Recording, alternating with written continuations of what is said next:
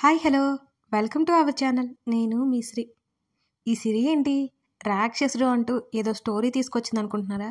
Yes, మీరు అన్నది కరెక్టే. కొత్త స్టోరీతో వచ్చేసానండి. స్కిప్ చేయకుండా చూడండి, చివరిలో మాట్లాడుకుందాం. రాక్షసుడు పార్ట్ 1 అస్సలు మిస్ అవ్వద్దండోయ్. Part 1 wrong timing.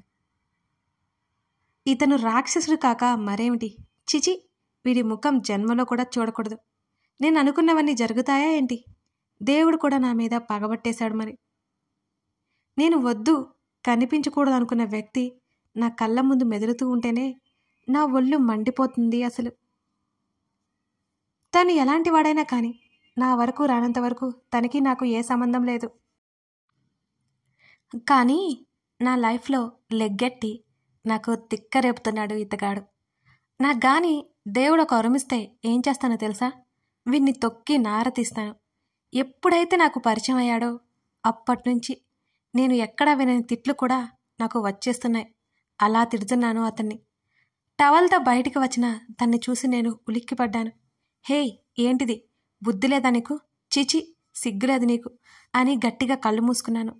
నా వేల సందులో నుంచి చూడగా నన్ను అదోలా చూస్తూ, నేనేమి నీ ముందు నేకెడ్గా తిరిగినట్టు ఓవర్ చేయకు.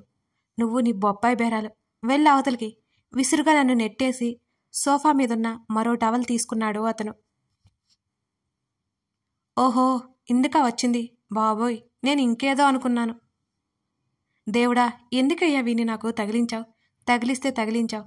ఈసారి ఈ శాడిస్టోడి బుర్రలో ఏ పురుగు దూరకుండా నన్ను కాపాడు స్వామి అని మనసులోనే దేవుణ్ణి మొక్కేసుకున్నాను. ఎన్ని దండాలు పెట్టినా దేవుడికి కూడా నా మీద దయలేదు అసలు. టిప్పుటాపుగా రెడీ అయ్యాడు అయ్యగారు. ఈ టైంలో ఇంత రాత్రి ఆయన గారు ఎక్కడికి వెళ్తున్నాడో నాకు బాగా తెలుసు. చిచి, ఇలాంటి వాళ్ళని చూస్తేనే అసహ్యం నాకు. అమ్మాయిలంటే వీళ్ళ దృష్టిలో ఆట బొమ్మలు అన్నట్టుంటారు వీళ్ళు. అయినా ఆ అమ్మాయికి కూడా బుద్ధి లేదు. పెళ్ళి కాకుండా విచ్చలవిడితనం ఎక్కడ నేర్చుకుంటారు అసలు? రేపటి రోజున పెళ్ళయ్యాక ఏదో ఒక రోజు అంతరాత్మకైనా సమాధానం చెప్పుకోవాలిగా.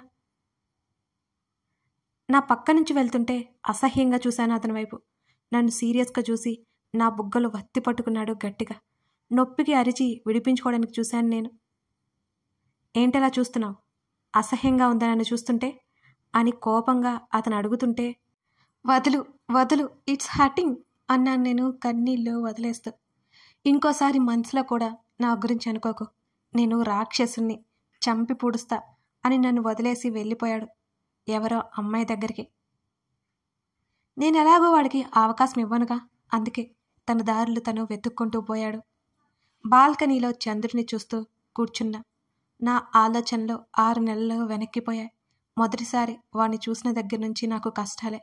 వాడే తెచ్చిపెట్టాడు వెధవ. గతంలోకి వచ్చేయండి మీరు కూడా.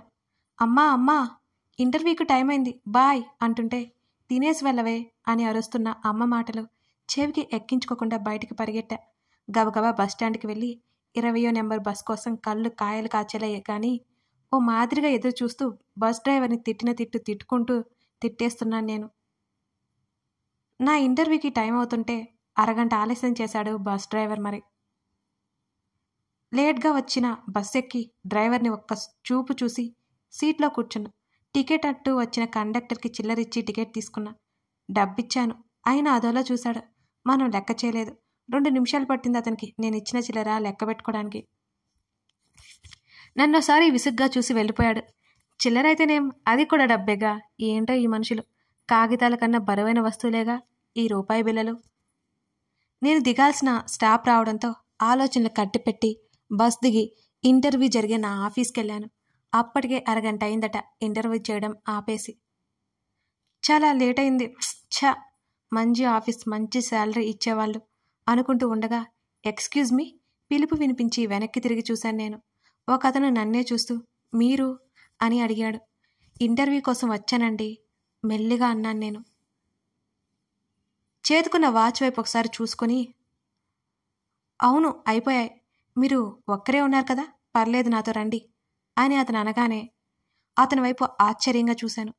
నేనిక్కడ ఏజిఎం అన్నాడు. సార్ సారీ, ఎవరో తెలియక అని నసిగాను నేను. పర్వాలేదు రండి అంటూ ఒక రూమ్ చూపించాడు. లోపలికి వెళ్ళాను నేను. మేనేజర్ ఇంటర్వ్యూ చేశాడు. దిమ్మ తిరిగేలా కాకపోయినా ఓ మోస్తారు ఆన్సర్స్ ఇచ్చాను అతనికి నేను. మీ సర్టిఫికేట్స్, క్వాలిఫికేషన్స్ అన్నీ బాగున్నాయి. మీరు సెలెక్ట్ అయినట్టే. ఏజిఎం గారి దగ్గరికి వెళ్ళండి. ఆయన ఫైనల్ చేశారు. నాకైతే అప్పుడే ఉద్యోగం వచ్చిన ఫీలింగ్ కలిగిపోయింది నిజంగానే. గబగబా ఏజిఎం గారి రూమ్ దగ్గరికి వెళ్ళాను. ఇదిగోండి మీరు సైన్ చేయాల్సిన అగ్రిమెంట్ పేపర్. ఒకసారి చెక్ చేసుకొని మీకు నచ్చితే రేపే వచ్చి జాయిన్ అవ్వండి అని అన్నాడు మా ఏజిఎం. బాండ్ మీద సైన్ చేయాలనగానే ఎందుకో కాస్త కంగారుగా అనిపించింది నాకు. ఎండి గారి దగ్గరికి వెళ్ళండి, అపాయింట్మెంట్ లెటర్ ఇస్తారు. ఆ తర్వాత నా క్యాబిన్కి రండి, మీతో మిగతా విషయాలు మాట్లాడతాను. ఎండి గారికి కాల్ చేసి చెప్పాను. డోంట్ వర్రీ అని అన్నాడు అతను. అంటే ఆయన ఒకసారి పరీక్షించి ఫైనల్ చేస్తారన్నమాట నన్ను అనుకుంటూ అలాగే అన్నట్టు తల ఊపి ఆ ఎండి క్యాబిన్ వైపుకి అడుగులు వేశాను నేను. నా లైఫ్లో నేను చేసిన మొట్టమొదటి మిస్టేక్ అదే. కాదు పెద్ద మిస్టేక్ అదే. అసలు వెళ్ళకపోయినా కాస్త లేటుగా వెళ్ళినా నా జీవితం మరోలా ఉండేదేమో. అన్నీ మనం అనుకున్నట్టు జరగవు కదా. తలుపు కొట్టి మే ఐ కమిన్ సార్ అని అడిగా. సమాధానమే లేదు. మెల్లిగా తలుపు తెరిచి లోపలికి అడుగుపెట్టాను. అక్కడ కనిపించిన దృశ్యం చూసి నా కళ్ళు ఆటోమేటిక్గా పెద్దవైపోయాయి. వెంటనే అసహ్యం నా శరీరం అంతా పాకినట్టు ఫీల్ అయిపోయాను. ఒక అమ్మాయిని ఒక అతను కిస్ చేస్తూ కనిపించాడు. ఎండి క్యాబిన్లో అతను ఉన్నాడంటే అతను ఎండి అని నాకు క్లారిటీ వచ్చింది. ఇద్దరు అలా సోఫాలో కూర్చొని చుట్టూ పరిసరాలు మర్చిపోయి మరీ ముద్దుల లోకంలో మునిగిపోయి ఉండగానే నాకు శరీరం అంతా గగుర్పాటుకి లోనైనట్టు అనిపించింది. నాకే తెలియకుండా గట్టిగా అరిచేశాను. వాళ్ళిద్దరూ నా వైపు చూశారు. వెంటనే అతని చూపులు నా వైపు తీక్షణంగా ఉన్నాయి. నా గుండె జల్లుమంది. ఆ అమ్మాయి నా వైపు చూసింది. గబుక్కున సోఫాల నుంచి కిందకి దిగింది. అక్కడి నుంచి మరో రూమ్లోకి వెళ్ళిపోయింది ఆ అమ్మాయి. అతను ఒక్కొక్క అడుగు నా దగ్గరికి వస్తూ ఉంటే నా పై ప్రాణాలు పైనే పోయాయనిపించింది నాకు. అతని 6 అడుగుల ఆకారం చూస్తుంటే బిగుసుకుపోయాను నేను. భయంతో గుటకలు మింగుతూ చూశాను అతని వైపు. అతను పూర్తిగా నా దగ్గరికి వచ్చేశాడు. లోపలికి వచ్చేటప్పుడు పర్మిషన్ అడగాలని సెన్స్ లేదా? నా పక్కన గోడ మీద పిడికిలితో గట్టిగా కొట్టాడు. ఉలిక్కిపడి గట్టిగా కళ్ళు మూసుకున్నాను నేను. నా బుగ్గలు 2 వత్తి పట్టుకుని అతడేదో చెప్పబోతుంటే అసహ్యంగా అనిపించి అతని చేతులు విదిలించుకున్నాను నేను. నా పనికి అతడిలో కోపం ఇంకా పెరిగిపోయింది. హౌ డేర్ యూ అంటూ పళ్ళు బిగించి అతడు సీరియస్గా అడుగుతుంటే చాలా భయంగా అనిపించింది నాకు. నేను అక్కడి నుంచి వెళ్ళిపోవడానికి అన్నట్టు చూడగానే వెళ్ళనివ్వకుండా గోడకి చెయ్యి అడ్డు పెట్టాడు అతను. తన వైపు భయంగా చూస్తూ ప్లీజ్ నన్ను వెళ్ళనివ్వండి అన్నాను, వీలైనంత వరకు భయం బయటకు కనిపించకుండా మేనేజ్ చేస్తూ. నేను అడిగిన దానికి నువ్వింకా సమాధానం చెప్పలేదు అని అడిగాడు అదే సీరియస్నెస్తో. అది ఏజిఎం గారు పంపారు మీ దగ్గరికి. నేను ఇంటర్వ్యూకి వచ్చాను. మీ దగ్గరికి వెళ్తే అపాయింట్మెంట్ లెటర్ ఇస్తాను అంటే వచ్చాను. డోర్ కొట్టిన రెస్పాన్స్ లేకపోసరికి లోపలికి వచ్చాను అని ఇదంతా నా మనసులోనే ఉంది. అతడు అడుగుతుంటే అదంతా చెప్పలేకపోయాను నేను బయటికి. నా బుగ్గలు 2 వత్తి పట్టుకుని మాటలు రావా అని అతను గట్టిగా అడుగుతుంటే అంటే నేను ఇంతవరకు ఏం చెప్పలేదని నాకే అర్థమై అతడి పనులకు చిరాకు వచ్చేసింది. ఛీ వదలండి అన్నాను. అసహ్యమంతా ముఖంలోనే నింపుకొని నేను. వాళ్ళిద్దరూ ముద్దు పెట్టుకోవడం నాకు గుర్తొస్తూనే ఉంది. మరి నేను అసహించుకోవడం తనలో ఉన్న రాక్షసుని నిద్రలేపింది. నేనేమన్నానో అర్థమయ్యి భయంగా చూశాను తన వంక నేను. నాకు చాలా భయం వేసింది. వాళ్ళిద్దరూ వైఫ్ అండ్ హస్బెండ్ కూడా కావచ్చు. నేనెందుకు అలా అనుకున్నాను? అతని కోపం అతడి ముఖంలో స్పష్టంగా కనిపిస్తోంది నాకు. లోపల భయపడి చస్తున్నా నేనైతే. వాళ్ళు ఎలా ఉంటే నీకెందుకే?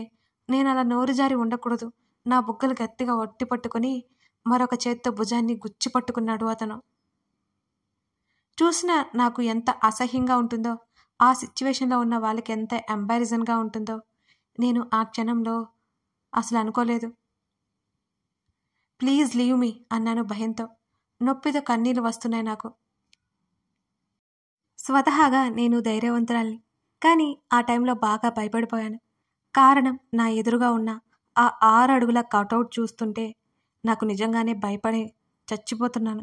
లోపల నుంచి ఒక అమ్మాయి పిలుస్తోంది. ఏమని పిలుస్తుందో నాకు అర్థం కాలేదు నాకు.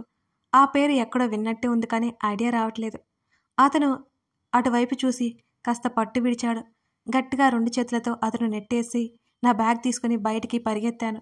బయటికి వచ్చినంత మాత్రాన నా గుండె దడ తగ్గలేదు. లిఫ్ట్ వైపు వెళ్ళాలి అనే ఆలోచన కూడా లేదు. గబగబా మెట్లు దిగి కిందకి వచ్చేశాను.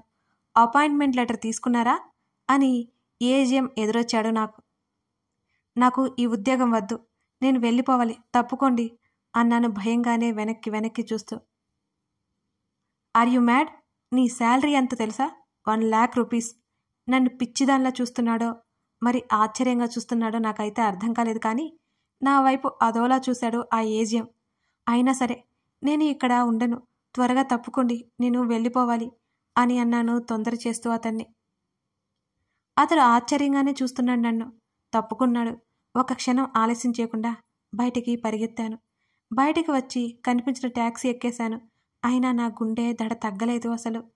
గబగబా నా బ్యాగులో నుంచి వాటర్ బాటిల్ తీసుకుని దించకుండా నీళ్లు తాగేశాను మొత్తం. వెళ్ళినంత వేగంగా ఇంటికి వచ్చి పడ్డాను. మమ్మీ లేదు, కాలేజీకి వెళ్ళిపోయింది. తాళం తీసుకుని సరాసరి నా గదిలోకి వెళ్ళి బెడ్ మీద పడిపోయాను. అప్పటికి కానీ నేను రిలాక్స్ అవ్వలేకపోయాను. ఈరోజు ఏం బాగోలేదు అసలు. ఉద్యోగానికి ఉద్యోగము పోయింది, చూడకూడని దృశ్యం నా కంటపడింది. తల పట్టుకుని కూర్చున్నాను నేను. వాళ్ళు ఒకరికొకరు దగ్గరగా ఉన్న దృశ్యం నా కళ్ళ ముందు పదే పదే కనబడుతుంటే చండాలంగా అనిపించింది నాకు. అంతేకాకుండా ఆ 6 అడుగుల కటౌట్ కళ్ళు మూసుకుంటే కళ్ళలోకి వచ్చేస్తుంది. భయంతో చచ్చిపోతున్నాను క్షణక్షణానికి. ఒకవేళ నా మీద కోపంతో నా వెనకాలే ఇంటికి వెతుక్కుంటూ రాడు కదా, తన పేరు తన పలుకుబడితో నన్నేం చేయడు కదా, పగలు ప్రతీకారాలు పెట్టుకుని నన్ను మా మమ్మీని ఏమైనా చేస్తాడా? అన్ని ఆలోచనలో నన్ను చుట్టుముట్టేసి పిచ్చిదాన్ని చేస్తున్నాయి నిజంగానే. అతనేమైనా చేస్తాడా అనే భయం నాకు ఎక్కువైపోయింది.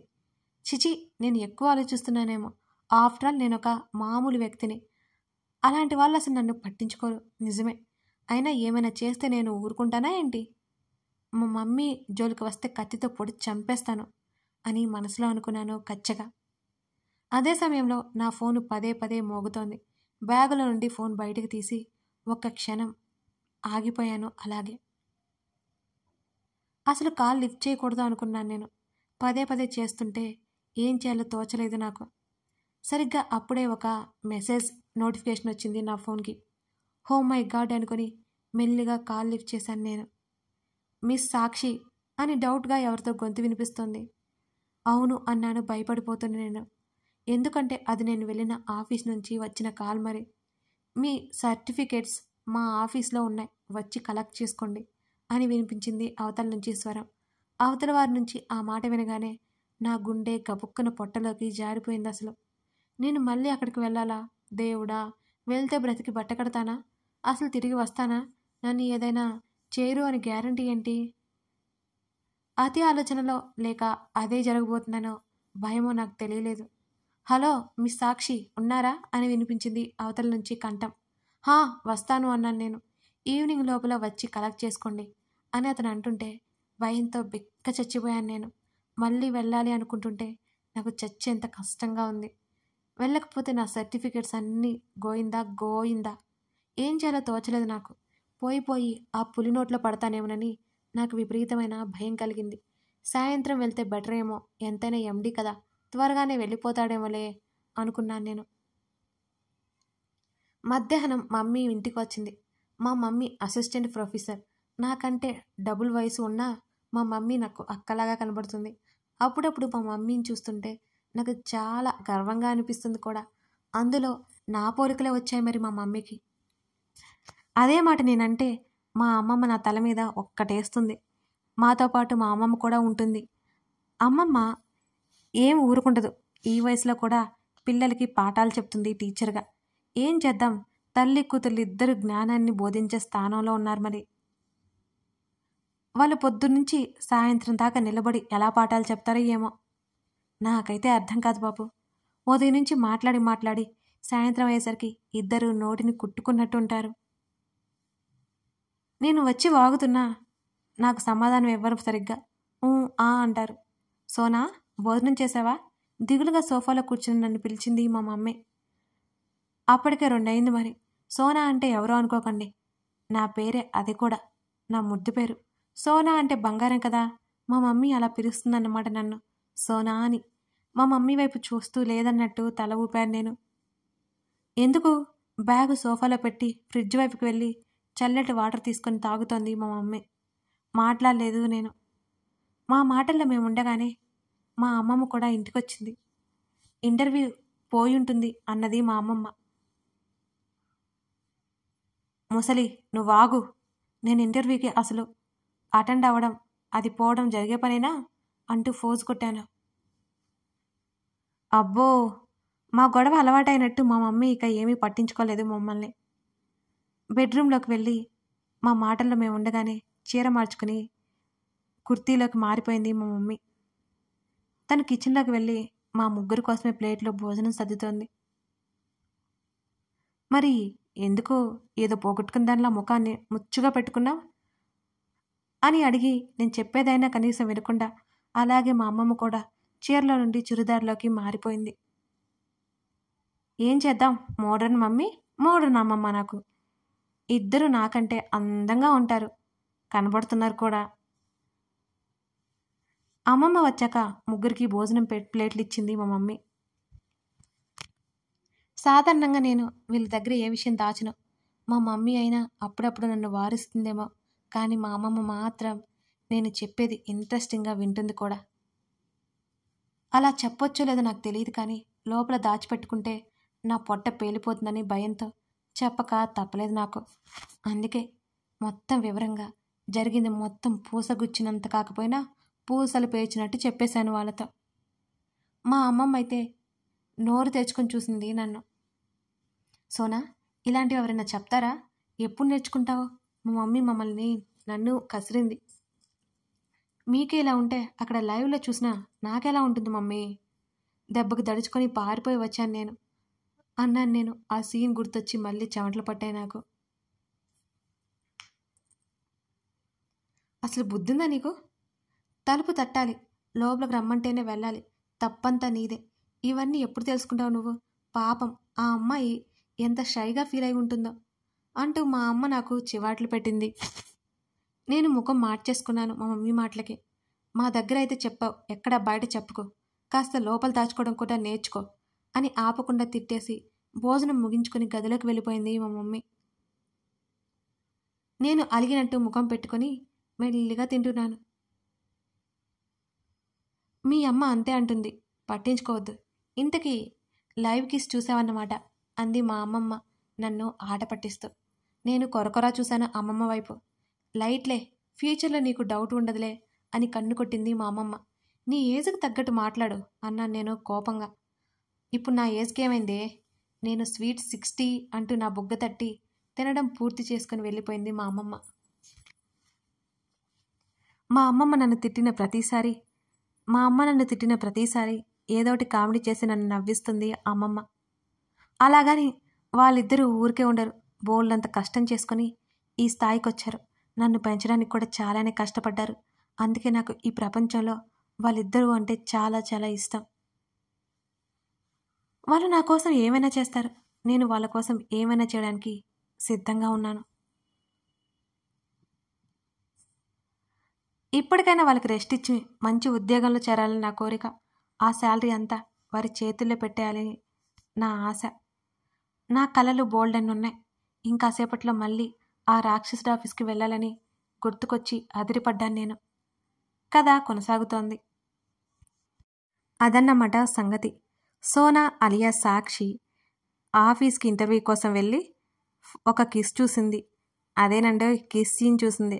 అది కూడా తన బాసు వేరే అమ్మాయి ముద్దు పెట్టుకుంటే చూసి అడ్డంగా బుక్ అయిపోయి అతని నుంచి పారిపోయి వచ్చింది. బై మిస్టేక్ సర్టిఫికేట్స్ అక్కడే మర్చిపోయి వచ్చి ఇప్పుడు మళ్ళీ వెళ్లాల్సి వస్తుంది. సోనా వెళ్తుందా? వెళ్ళాక అక్కడ ఏం జరగబోతుంది తెలుసుకోవాలి అంటే తర్వాత పాటు చూడాల్సిందే. ఈ కథ మీరు అస్సలు మిస్ చేయొద్దండి. చాలా ఇంట్రెస్టింగ్గా ఉంటుంది. లవ్, రొమాన్స్, సస్పెన్స్ అన్నీ ఉంటాయి ఈ కథలో. మిస్ చేయకుండా చూసి మీ కామెంట్స్ ఇవ్వండి, అలాగే లైక్ చేయండి. Thank you.